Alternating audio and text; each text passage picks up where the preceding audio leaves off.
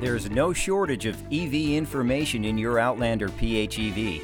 Here's how and where to find it. First, there's the multi-instrument display, located in the middle of the instrument cluster. This display uses lighted arrows to indicate power flow from the battery to the wheels, the engine to the wheels, and from the engine to the battery. An Eco Score indicator is also available on the cluster display. The Eco Score's green tree icon lets you know exactly how well you're doing.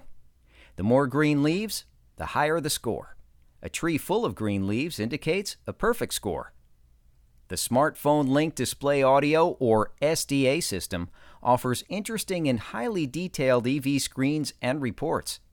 To access EV information screens, begin by selecting Vehicle Info on the home screen. There are several vehicle information screens. They include Energy Monitor, Energy Flow, and Eco Information. Let's select Energy Monitor. This screen shows instant electrical power consumption, instant fuel economy, instant charging provided by regenerative braking, and cumulative charge provided by regenerative braking.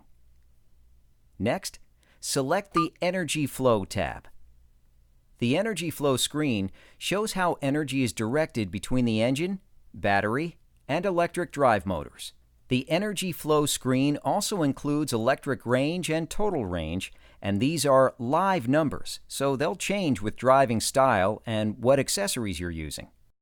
The Eco Information screen shows how much of the time you were in the highly efficient pure EV mode. A score of 100% means you've been all electric since the last recharge.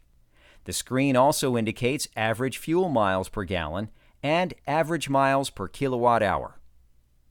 Select History Information for a series of screens detailing fuel and electrical power consumption for the last few minutes or over the last 10 days.